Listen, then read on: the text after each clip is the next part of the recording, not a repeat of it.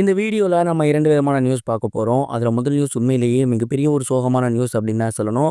விஜய் டிவியின் முன்னாள் நிர்வாக இயக்குனரான ஸ்ரீராம் அவர்கள் சமீபத்தில உடல்நலக்குறைவு காரணமா இறந்து போயிருக்காரு அப்படிங்கிற செய்தி வெளியாகி எல்லோருக்குமே மிகப்பெரிய ஒரு சோகத்தை ஏற்படுத்தியிருக்கு. விஜய் டிவியை ரெகுலரா வாட்ச் பண்ற எல்லாருக்குமே ஸ்ரீராம் அவர்கள நல்லாவே தெரிஞ்சிருக்கும். இவர் தான் விஜய் டிவியோட நிர்வாக இயக்குனரா இருந்திருந்தாரு. குறிப்பா சூப்பர் சிங்கரோட கிராண்ட் ஃபினாலே ஃபைனல் எல்லாம் பார்த்தீங்கன்னா, இவரு அடிக்கடி ஸ்டேஜ் ஏறி ஏகப்பட்ட விஷயங்கள் பேசியிருக்காரு. அண்ட் ஒரு கட்டத்தில அவர் விஜய் டிவிலேருந்து வெளியே வந்து கலைஞர் டிவில நிர்வாக இயக்குனரா ஒர்க் பண்ணிட்டு இருந்தாரு.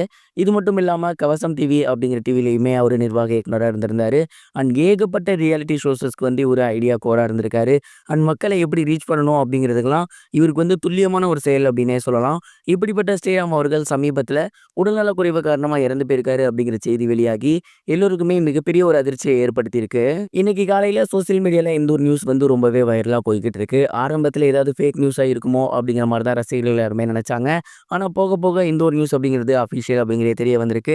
தெரிஞ்ச உடனேயே விஜய் டிவி பிரபலங்கள் எல்லோருமே தங்களோட கண்டோலன்ஸை சோசியல் மீடியால பதிவு பண்ணி வந்துட்டு இருக்காங்க.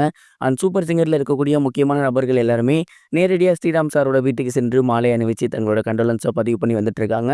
அண்ட் இந்த ஒரு நியூஸ் தான் இப்போ சோசியல் மீடியால வைரலா போய்கிட்டு இருக்கு.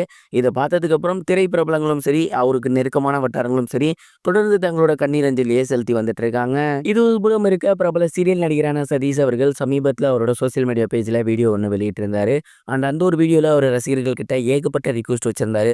குறிப்பாக அவர் என்ன சொல்லியிருந்தாரு அப்படின்னா, நம்ம எல்லாருமே கொஞ்ச நாள் தான் இருக்க போகிறோம். அண்ட் இந்த ஒரு கொஞ்ச நாளில் எல்லாத்து மேலேயும் வெறுப்பை ஏற்படுத்திக்கிட்டோ, இல்லை இன்னொருத்தவங்களை கஷ்டப்படுத்திட்டோ, இன்னொருத்தவங்களை காயப்படுத்தியோ நம்ம என்ன பண்ண போகிறோம்?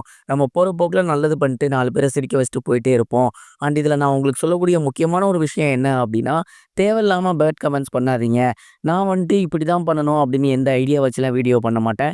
அன்னைக்கு என் மனசில் என்ன தோணுதோ, அன்னைக்கு நான் அந்த இடத்துல எப்படி இருக்கணும், அதை வச்சு தான் நான் வீடியோ பண்ணியிருக்கேன். அண்ட் பெரும்பாலும் என் வீடியோக்களில் அந்த மாதிரி தான் இருக்கும். உங்களுக்கு என்னோட வீடியோ பார்க்க தோணுச்சு அப்படின்னா பாருங்கள். ஒரு வேளை பார்க்க பிடிக்கல அப்படின்னா ஸ்வைப் பண்ணிட்டு உங்களோட அன்றாட வேலைகளை பார்க்க ஆரம்பிங்க. அதை விட்டுட்டு தேவையில்லாமல் வந்து பேட் கமெண்ட்ஸ் பண்ணுறது, தப்பாக பேசுறது, இந்த மாதிரியான விஷயங்கள்லாம் பண்ணாதீங்க. இது உங்களுக்கும் தப்பான விஷயம், எனக்கும் அது பார்க்கும்போது இன்செக்யூராக இருக்குது அப்படிங்கிற மாதிரி ஏகப்பட்ட விஷயங்கள் பேசியிருந்தாரு. பேட் கமெண்ட்ஸ்லாம் இதுக்கப்புறம் பண்ணாதீங்க. எனக்குன்னு மட்டும் கிடையாது, இனி யாருக்குமே பேட் கமெண்ட்ஸ் பண்ணாதீங்க. அதுதான் வந்துட்டு உங்களுக்கான சுதந்திரம், அவங்களுக்கான சுதந்திரம் அப்படின்னு ரொம்பவே எமோஷ்னலாக பேசியிருந்தாரு. கோபி அவர்கள், அதாவது சீரியல் ஆக்டர் சதீஷ் அவர்கள் தொடர்ந்து சோசியல் மீடியாவில் வீடியோஸ் போட்டு வந்துட்டு இருக்காரு.